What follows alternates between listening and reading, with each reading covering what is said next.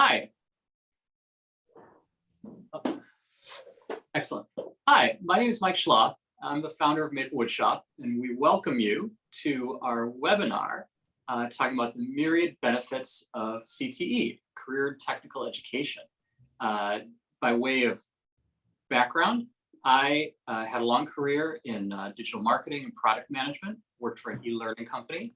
And then in 2015, a friend asked me to run a table at a local science fair, a maker fair, Maker Madness in Maplewood, New Jersey.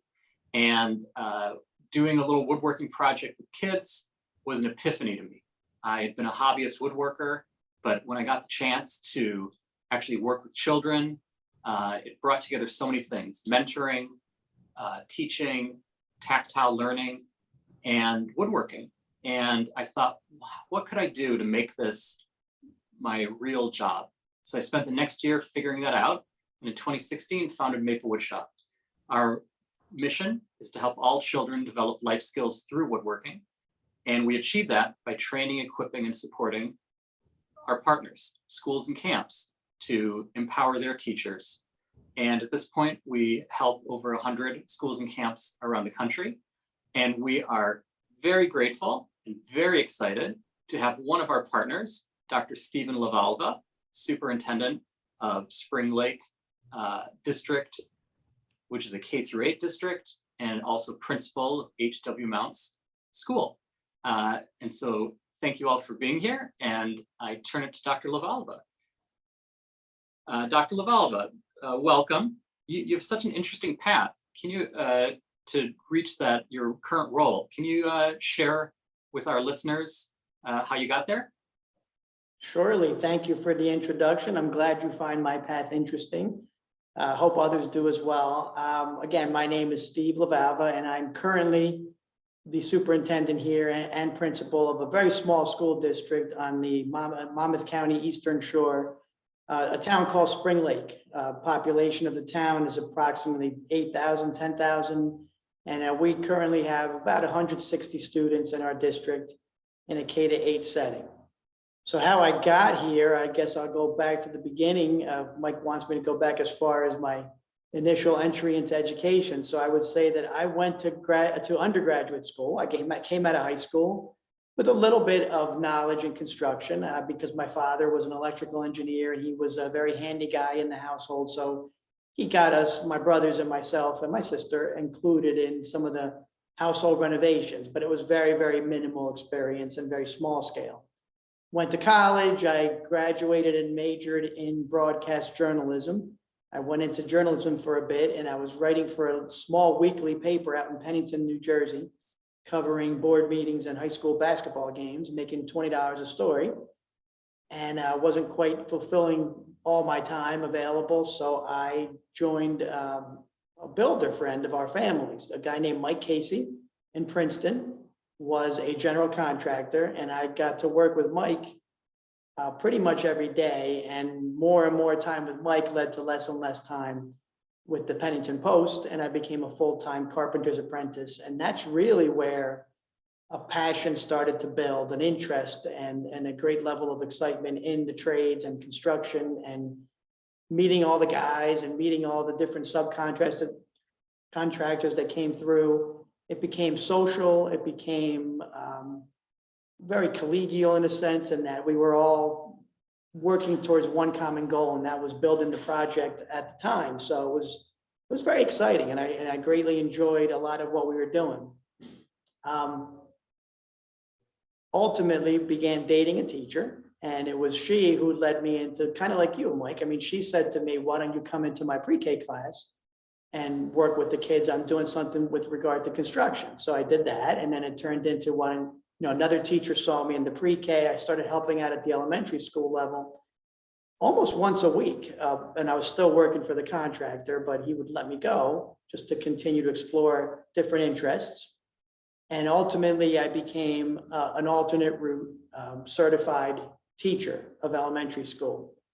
I left working full-time for Mike and only worked for him in the summers, but in the school year, I became a teacher of elementary school. I taught a kindergarten class for 2 years, then first grade. Then I taught third and fourth for a couple of years. I taught fifth grade for 3 years. And then I continued my towards my master's in administration, got a job as an assistant principal in the middle school, and then a vice principal in the middle school, then a principal. And then ultimately I was the principal and superintendent in a town named Seagirt, right next door to Spring Lake. I stayed in that job for 6 years.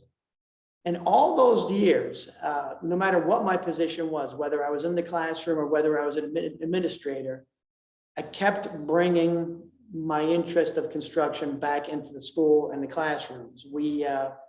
I'd say that on the biggest scales, the best things I did, I'd say, that actually made the paper. Let's talk about those. When I was in Rumston as a 5th grade teacher, we hosted a day of construction, is what we called it. And that was a way to get local tradesmen who were fathers and mothers in the community to celebrate their vocations, because in a town like Rumston, it's a very wealthy town, those vocations sometimes aren't considered as high as maybe a guy in finance or whatever the case may be. So we wanted to celebrate the work that these people were doing for the community. So we brought them in on a Saturday, and we had kids go through all 4 stations. We had them go through the concrete station where they mixed concrete and poured some footers. We had them go through framing. We had them go through electrical and also a little bit of PEX plumbing. But the main piece was that when they went through the framing stages, they built the sides and ultimately the roof trusses for what would be a shed that we sold through the foundation's auction. We sold the shed for money for the school. So it became a great way to connect the 5th grade kids with their community and to enhance and celebrate the success of the parents who may not have gotten as much glory as other parents did. So that was kind of a highlight moment there. When I got to middle school south in Howell, I was the vice principal there, and there was a behavioral disorders class of students. These were students who thought differently than some of their peers, had different skill sets than the ones who could sit down and perform academically, but had a lot to offer our school. And I became attached to these kids, and we thought about some projects we could undertake. And we ultimately ended up settling on building what we were the Howell Huskies. So we built these dog houses that we called Husky houses. And we worked together during the school day. These kids learned how to frame with 2x4s and plywood and roofing shingles on the dog houses, painting. We painted them and we sold them. And that too made money for their program specifically, but also some donation they could give back to the school as a whole. So those were 2 of the larger scale projects that I worked on. And so then I'm going to pick up where I left off with education. I was in Seagirt. I had been there 5 years, and then we had Hurricane Sandy came through very locally in Monmouth County. A lot of our shore towns were hit very hard. And I had a good friend of mine who is a builder of modular homes, a company called Atlantic Modular Builders here in Manasquan. And during that time, he knew that I had an affinity and an interest in construction. He knew I had some friends who were in construction. He said to me, "Do you know anybody who might be interested? Because I see what's on the horizon here. My company's going to explode." And he was right. I sent him 2 different guys who I thought might be good to work with him as a partner in his growth. And they didn't quite pan out. And finally I said, "You know what? Why don't I do it?" And we both became intrigued by the idea. And I took a little bit of an unorthodox path, and I left my pension building, benefits building, 25 years of service needed to be fully vested. Well, I was vested at 10 years, but to be fully embedded into the health benefits program, you need 25 total years. I had 21. And it was a risk, but it was one that I thought was worth taking. I was kind of burnt on what we were doing in education at that time. And Terrence made the offer that I couldn't refuse. And I went into work with Terrence, and I was in construction for 6 years. We built, during my time, 76 houses along the coast of Monmouth County. And again, picked up so much more of a passion and an interest in what's happening out there with the trades. Now, while all that was going on, I was also immersed in a doctoral program. And when it came time for me to choose what I'd be studying as a potential dissertation, I said, again, I have to marry my two worlds. And I was mostly curious about why the guys we were working with out in the field, because I was still with Atlantic Modular, why they were all having a hard time finding employees. They were all having a very difficult time with any local kids joining their forces. So that's the question, that was the guiding question, I guess, that I asked myself and then ultimately turned into a dissertation, is why did we see a decline in enrollment in these programs that would prep kids for very lucrative and very good careers in the construction trades? And I think one of your questions coming up will deal with that. So I'll reserve some of that additional thought until later, but getting to know the plumbers and the electricians and the demo guys who came through and the painters, and I began to notice some common threads with my conversations with these guys, and that was that they all hated school. Most notably, they kind of worked their way into a trade in a backwards path. Some of them knew because their father had been in the same trade, so they knew they were going to get into that trade. But for the most part, it stumbled upon them later in life because they did not find success in the academic institutions that we've established. So I wanted to kind of be the voice for these guys because I think they're awesome guys, and what they contribute to our world is equally as important, if not even more so than a lot of other people do. And I think that we should continue to spread their feelings about school, because I'm not saying that we have to turn into a perfect pathway into the trades, but I am saying that we need to give all kids a chance to like school. And if some kids don't like school because all we are is academically driven, then we're doing them a disservice. And I just don't want those kids to be forgotten as we continue to progress. So that was what led me there. And then I was with Terrence for 6 years. That's Atlantic Modular. And, part of it's that back and forth with me. I think I'm destined to be an educator, but at the same time have a very, very strong interest in construction. I was missing the piece with the educating of the children. I happened to see that Spring Lake was going through a transition and they had an interim superintendent vacancy. I applied, ultimately was awarded the interim job that was going to only last for the 1 year. And I was going to give me a chance to test the waters again. And it worked out well enough that they offered me the contract to stay for 4, and here we are. So today I'm in year 3 out of a 4-year contract, and a very forward-thinking, progressive board that embraced the idea of looking back and bringing forward again some shop opportunities for our kids. And so I couldn't be happier. I'm in a great place with the opportunity to bring construction back into another district, and that's what has me going right now. So so to finish this long-winded review, I then was seeking a program to bring in, because I know that to build it from the ground up would take more time than I had available to me as the principal and superintendent. So I received an email, a simple advertising email for the Maplewood Shop. I inquired further, met Mike, and decided that he stole one of my childhood dreams and he turned it into reality. So I congratulated him, and I'm a little bit jealous in some ways, but at the same time, I still get to get involved at this point. And so Mike and I spoke a couple times over the course of that first year. We ultimately came to some agreement. We purchased the kit. Then COVID came and stopped all our forward progress. But now we're on the road to recovery. The kit is dusted off and ready to go. We have kids getting trained finally, and here we are. That's great. I hope that answers your question.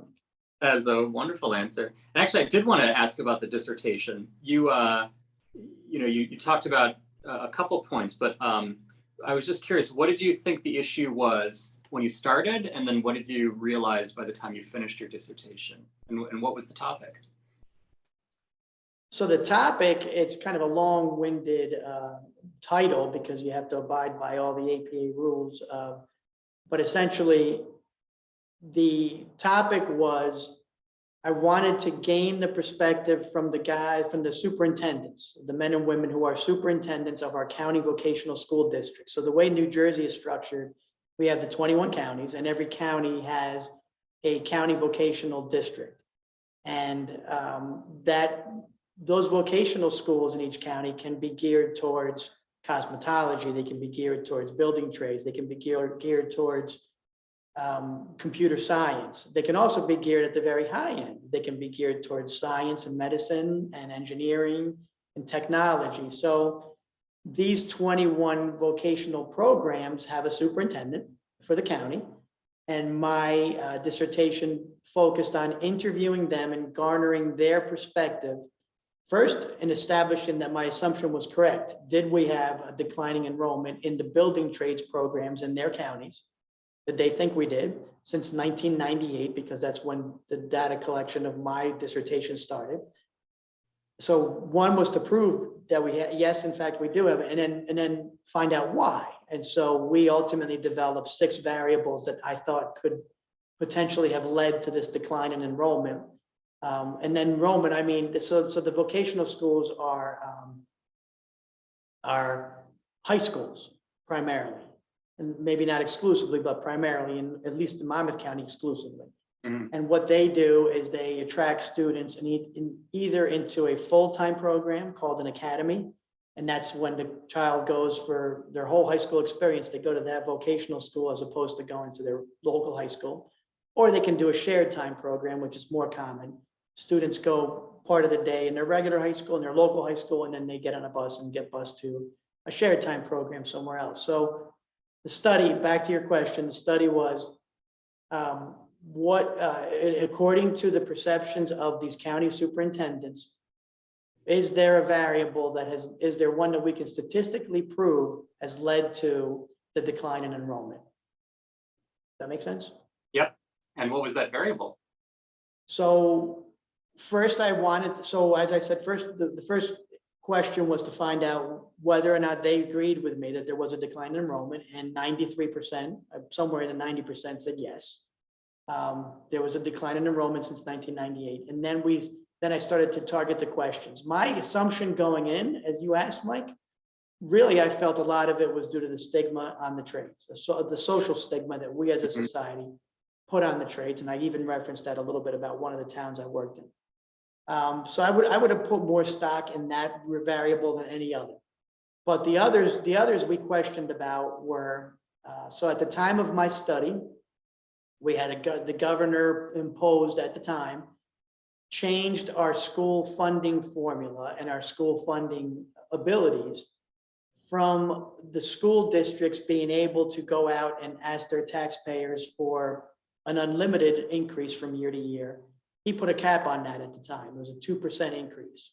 So I wondered, that's a variable that has impacted education in a variety of circumstances. So I wondered if potentially that 2% cap put on the local tax levy had any impact. And the answer to that question was no. There was not a statistically significant connection or difference in what the superintendent said and that variable. So no, the 2% cap had no bearing according to these superintendents. Another question was, we as we've developed the state standards and continued to get more and more academically focused and more connected to this idea that it's 4 years in high school and then college follows high school and college for all, could our standards have become so streamlined or so cumbersome to achieve it's passing time at HW Mounts. Could our standards have become so stringent that students simply didn't have time to explore other elective type of courses like shop classes? And the answer to that was no.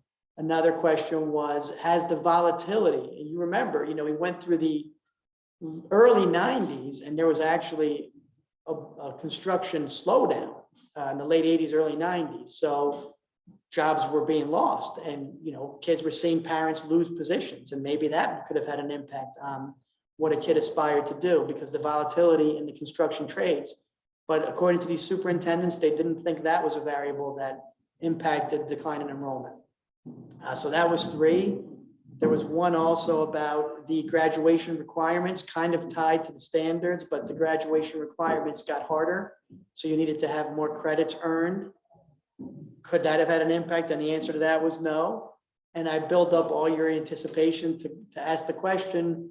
So I did ask the social stigma, and they felt the answer to that was no too.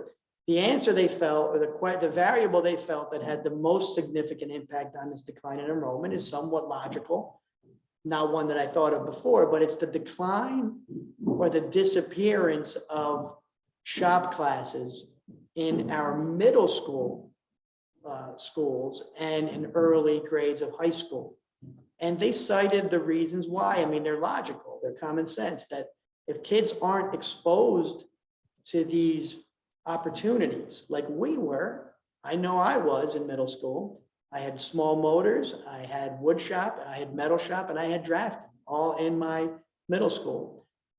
If they're not exposed to these opportunities, they don't even know if they like them or don't like them, and they may not think of them. And add in the sprinkling of social stigma, we start to see a decline. And add in the fact that,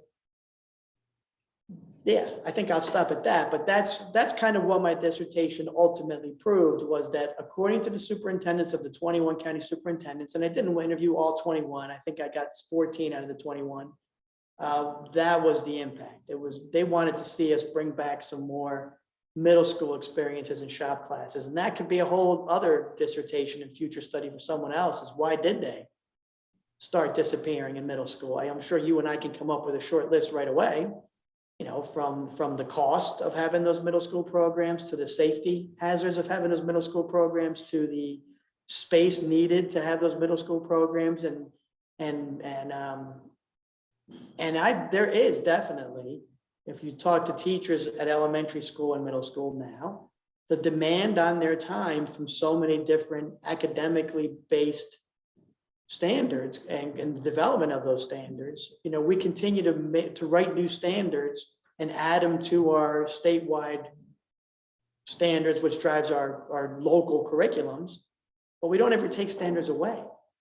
So it's very hard to find the time and the place and the space and the money to bring them back. And that's why I'm really intrigued, and this is not a commercial for the Maplewood Shop, but I'm intrigued by what you're doing, Mike, because it's cost effective. It's not a shop where you have to have a vacuum system and an elaborate power tools and a 220 voltage coming in. It's none of that. It's peaceful, it's hands-on, it's clean, it's cost affordable. And you could do it in a library, you could do it in any space. So Yep. I'm happy. Yeah. That's wonderful. In fact, I actually wanted to focus on, what is it about middle school? What's the inflection point in middle school that is so important for kids' development? Well, I think middle school is that perfect age to expose kids to what potential vocations could be, but I also think it's a perfect age to start to broaden and break away from the independent or the dependent learning that they've gone through for elementary grades. So if you take reading, for example, we know that kids should be able to read independently at a 4th or 5th grade level by the time they reach 3rd grade. So when kids can do more independently, they can also break away from the classroom teacher. Middle school is a time when they are independent enough to be able to try to do some of these things on their own. It's a time when they've developed more kinesthetic mind and body ability. Their gross motor skills become refined, or fine motor skills become refined, and their interest is starting to, that's when kids begin to really think about and explore what they might want to do and what they like to do. So I think middle school offers itself very nicely to the opportunity. Now here in my district in Spring Lake in Monmouth County, we do have a very robust vocational school district that offers 5 different academy high schools, and they're focused on higher end, higher academically oriented thinking, technology, biology, science, allied health. We have a school called MASS, the Marine Academy of Science and Technology, out in Sandy Hook. So we have some really great avenues. So kids start to decide where they might want to go to school, partially based on what they'd like to do. So I think it lends itself very nicely to serve as a time when we can offer kids more opportunities. And again, shame on us if we don't offer the kids a chance to work in painting and drawing and acting, in singing, in sports and athletics, and in woodshop or shop classes, because every one of us are different and every kid deserves a chance to shine in front of his or her peers. Absolutely. You know, and speaking of that, you know, you're touching on pride and community.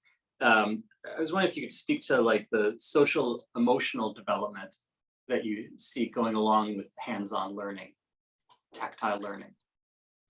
Yeah, and social emotional development, SEL, is a very hot topic. Any Google search will yield our cry for giving kids more social and emotional help during this time. School is hard. School is hard right now. It's hard for a variety of reasons, in large part due to COVID and what COVID has done to us. The fact that we still wear masks every day and when we're in our school, the fact that we've taken away a little bit of what kids were. And you know, kids are a little bit anxious. And here we're very blessed, and where I work, because we have a small population in a big building that used to house 300 kids, and now we're down to 160. So we have opportunity to give the students here in Spring Lake more than some of the bigger districts have because of their space demands. So I know that I'm lucky, and I may be speaking a little bit of a language that some of my colleagues might say, that's not the way it is here because we don't have the space that you have. So I feel for them, but to focus on your question, if school is hard and kids struggle through, and especially those kids who may not be as academically oriented as his or her peers, if we give them these chances to build, to mess around with painting and with construction and with the other arts, I think their self-esteem begins to build. They have their moment in the sun in front of their peers. And now they feel once they're successful in this skill, that success will transcend into the other areas. And I think they'll be more successful overall. I think it's a dissertation too, to someone who watches a school with a robust program that offers kids electives in all these different areas. And I bet you could see test score increases in mathematics and language arts, because kids just feel good about what they're doing every day. They're excited about coming to school and they look for their moment to shine. So all these things help to build on their social and emotional growth and their overall happiness. That's great. That's great. It's true. We see that right and left. You know, for example, when we train, we take a lot of classic classroom management techniques and simply apply them to our program. And so, for example, a table that I'm sitting at right now could be a woodworking table. And if these are the workbenches we use, which transform the table. And if you picture 4 kids at a table, one child would be pacing ahead of the others. And so we encourage the teachers to follow one of our rules that says we're a community, help others and ask for help.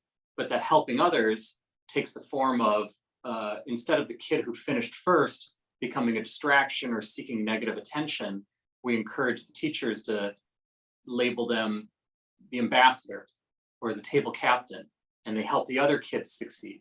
And so suddenly, to your point, this kid who might have been receiving, in a way, negative feedback because maybe they're not good at sitting still, right? Shouldn't be a crime, but it's the way our system's geared. And suddenly they're in a tactile environment where they can really shine, and they can be a leader and they can help others. And then similarly for the kid who might be slipping through the cracks, they have permission to advocate for themselves. So, you know, if we think about, you know, these kids and the idea of, you know, vocational training or career and technical education, going back to your earlier point around stigma, what would you say to educators? What advice would you give to educators who say, well, if I introduce that, I'm going to limit my students' potential careers? What would you say to that? No, I say, in fact, you enhance their potential career opportunity because, number one, with good self-esteem, you're willing to try and take risks and do things that you may or may not like just for a short time. So A, you for that reason, you enhance that opportunity. And B, I think, and this is what I was scared about a little bit, not maybe scared is the wrong word, but I had some trepidation about introducing a shop thought to a community of highly successful people and into a very high socioeconomic environment that I'm setting them up to do something that may be less, but that's not the case at all. I think that we can all agree that everybody benefits from knowing something about how to put something together.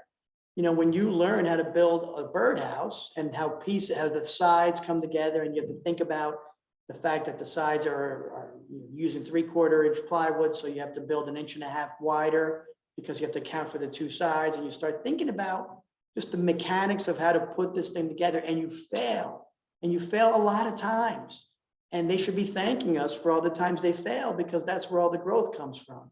So when you start thinking mechanically and you end up being a doctor or someone who works in finance or an attorney, it's still a benefit to know mechanics and how mechanics work.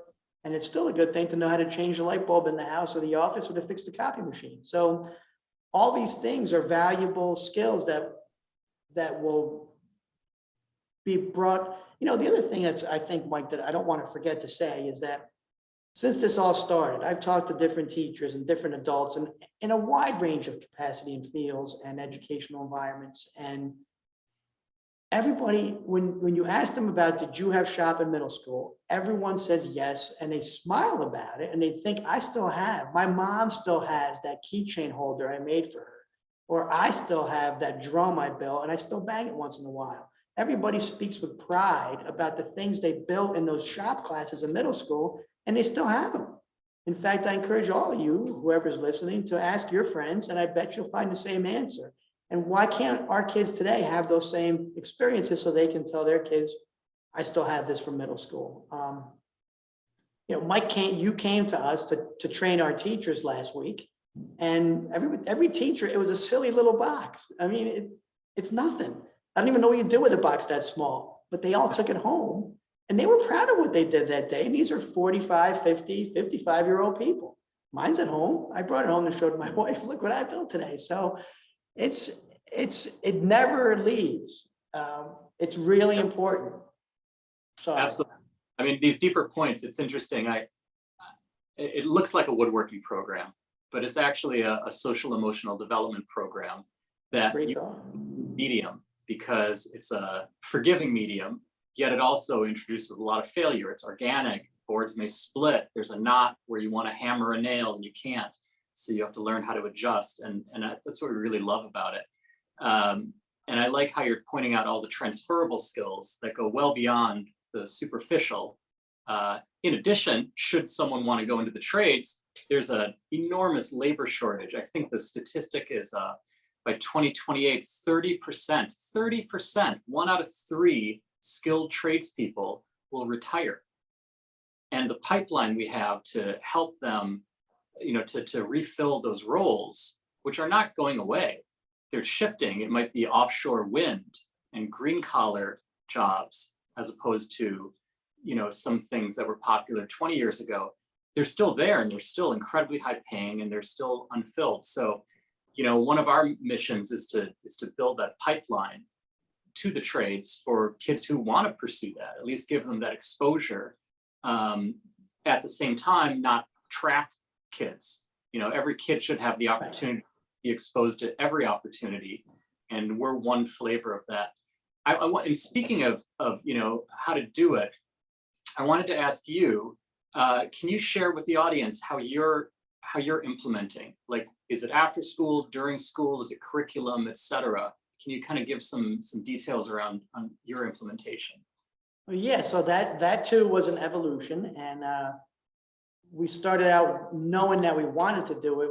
We didn't know the how just yet, but we needed a room first, and the room kind of came because we had a water damaged space that was left unattended for many years. We cleaned it up. We exposed the brick. This is the room I'm in now. There's a beautiful brick facade. We had kids come in and build workbenches on a Saturday, and now we're ready to go. And then it was about the time, and this is what I referenced earlier about the state standards. I mean, they're arduous, and we have a lot of different commitments. Some of them have a time commitment to them. For example, health and phys ed, you have to teach 250 minutes a week of health and phys ed. So some of them come with time limits per week. Some of them come with just a number of standards you have to meet in those classes. So how could we bring in a new program without impacting the academic integrity of the other classes that are in the day? So we have a 9-period day. What we did is we expanded our 5th period, period 5. All the periods are 40 minutes. Period 5 is 55 minutes.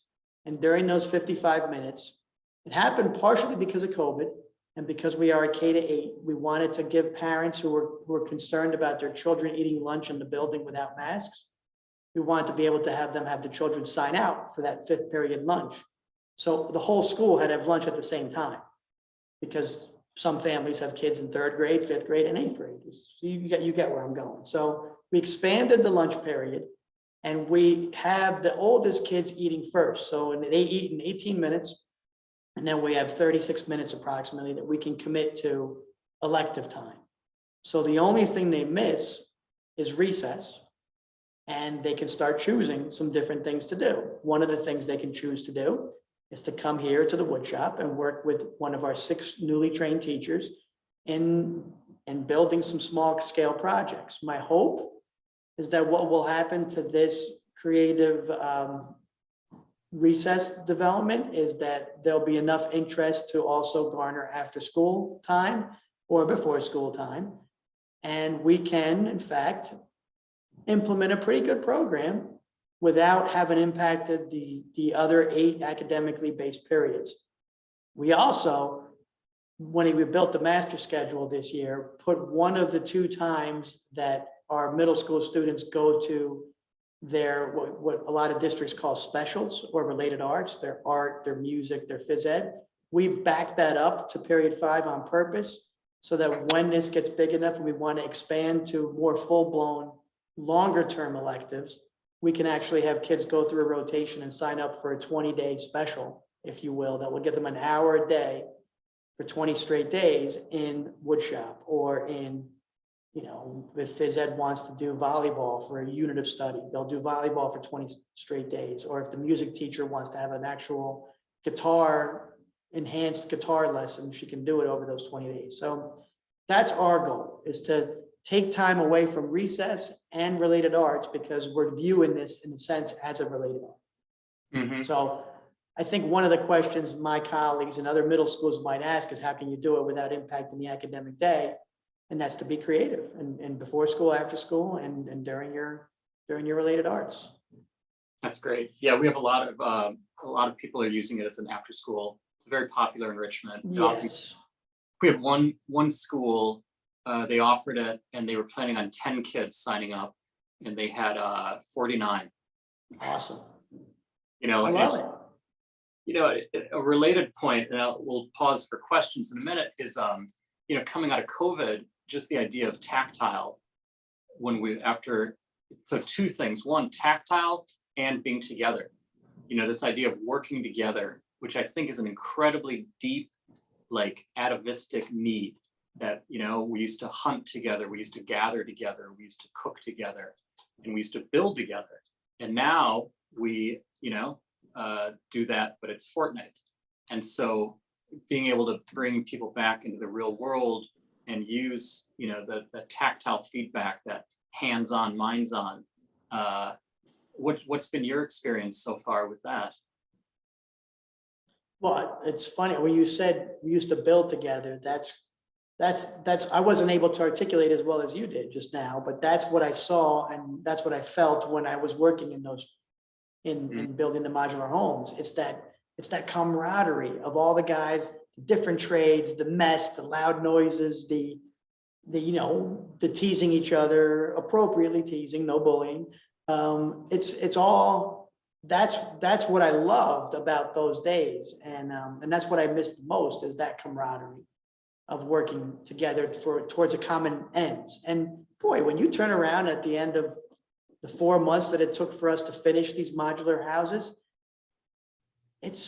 they're very impressive. And the guys take pride in what they did. And, when a plumber came in and he got the chance to work with copper, because we did a couple houses that still wanted baseboard hot water heat, and they went away from PEX and they actually used copper with a boiler system, and the pride that they took in making sure that every line was parallel to each other and the perfect perpendicular corners. I mean, there's so much that comes from it, Mike. And I know that I'm a little bit random in my thoughts right now, but that's what that is. And yes, bringing back Tactile. So one of the rules about this room that we made, it's room 102. We still don't know what to call it. Is it a shop class? Is it a maker space? Is it just room 102? Is it community center? We don't know. But one of the rules is no technology in this room. Enough of that. They've lived with technology up the wazoo for the past 18 months. It's time to break away. And in here, there's not even allowed, except for this video recording we're doing right now. But it's all hand tools and a little bit of DeWalt drills too, because we need to speed up sometimes. But that answers your Tactile question. Yes. Yeah, great, thank you. Hey, so I thought we'd see, I have a couple questions here, and I can't see the Zoom ones though. So Loretta, could you please, if there's any questions from the audience there, could you read them out?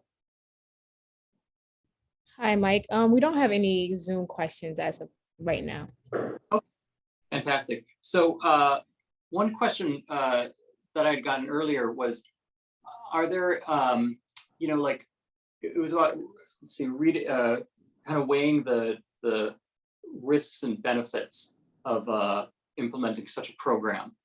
And so I'm wondering what you sort of addressed it already, but are there any other thoughts about how you would go about or recommend to your peers on how to evaluate the kind of risk benefit analysis of doing such a program? Well, I'm struggling a little bit to think about what risk there might be, because I can't see how this isn't a win all the way around. I guess the risk that I thought might be associated with me doing so in a community like ours is that there may be a perception that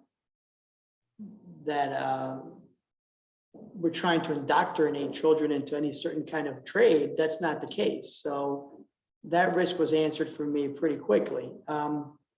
As far as benefits, that's what we've been talking about for the past 40 minutes. So they're very, very beneficial. So I would say give it a shot, because it's all good. And then I think I saw something, was there a question around data, Loretta? Yeah, the question is, do you have data of students' test scores improving by participating in hands-on learning activities like Maplewood Shop? That's a good It's one. more for you, Mike. I mean, we're just new to this right now, but if you recall some of our earliest conversations when you were looking for different things we could study, I mean, I can't imagine that you would not see math, especially math scores, improve in geometry if you got kids involved in a weekly or daily or a certain term period, a unit of measurement. And if kids see it come together in here, all these geometry applications, how could it not improve scores? The answer is no. I don't have any data yet, but I'm excited to see what comes out of this over time. Yes. I don't know if you do, Mike. I don't. We have some solid, there's briefly 3 parts to that answer. One, there is a lot of academic research that shows the benefits of tactile learning for example, having vocational programs in middle school attendance. Anecdotally, we've heard from at least 2 of our partners, one who ran it for a summer school program, and the assistant superintendent mentioned that kids didn't want to go on vacation with their parents because they didn't want to miss woodworking. So they had higher attendance to their summer school program.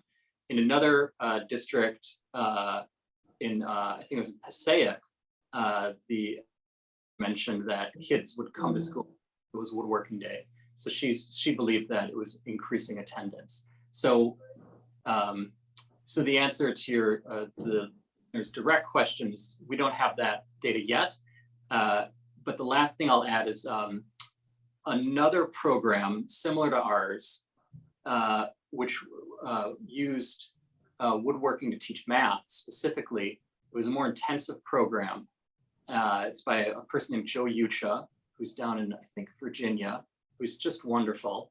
And he was able to show unbelievable lifts, like 30% lift in standardized test scores due to completing the program, plus an incredibly high graduation rate.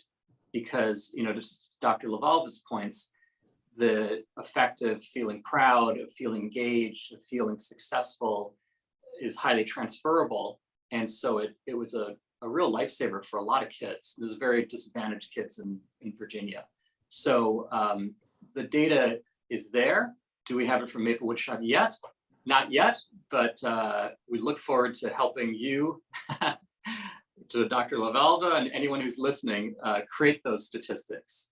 Right now, what we do have is statistics around life skills developed from woodworking, like 40% felt creative. This is out of a sample of 150. 24% felt confident, and 20% felt proud. Those are the words they used. Then in terms of 85% of those students felt very confident to tackle further woodworking. Over 50% of students wanted to repeat woodworking, and then 90% of students enjoyed taking woodworking. So we know that it's those very transferable, very essential soft skills and life skills are there. And now we're very excited to marry those to hard data to show lifts. So, you know, a natural experiment will be to have whoever signs up for the class, be able to track them and then look at their scores versus the kids who didn't choose to take woodworking. And, you know, it'll take some work because data is messy and to exclude other variables, but I think it's possible and we would be very excited to do that. Let's see if you're very welcome.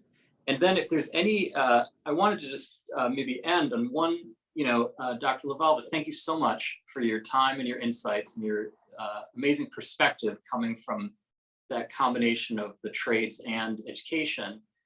And just, you know, if you had one parting thought to educators who might be considering such a program, what would your advice be? Well, I think we've gone into that a little bit by saying that the risks are far outweighed by the rewards, because kids will feel better about what they do, because kids will be more excited about coming to school, because kids will talk to their friends about, look what I built, because there's pride and accomplishment, because the adults we know all love what they did back when they were in middle school. So I really feel like it's nobody's fault, but we went the wrong way 15, 20, 25 years ago when we started closing our shop classes. And it's time to correct our mistake and to go back. So I hope that everybody, every middle school will have at least the opportunity to apply for taking, and it may be an elective or it may be a requirement. And if I'm going to be true to everything I said, I guess it wouldn't necessarily be a requirement because some kids don't want to do this kind of thing.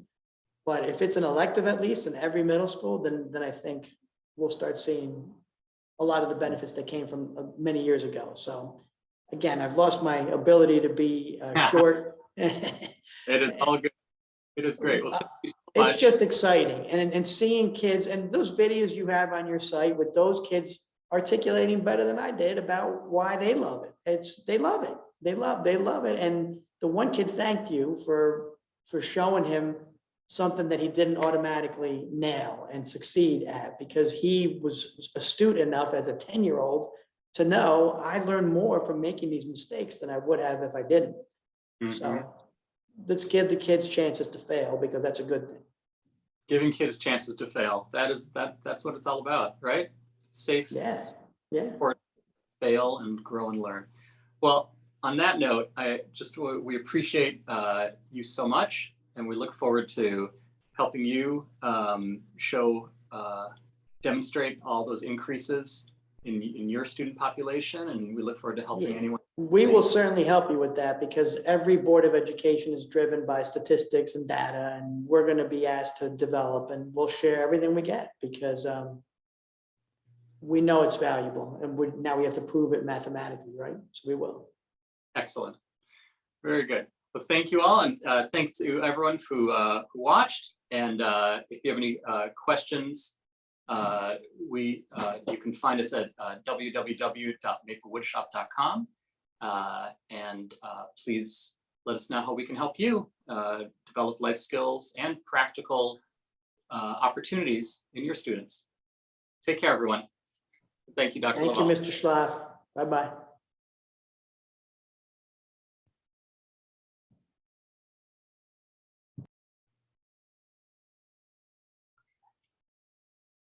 And recording off.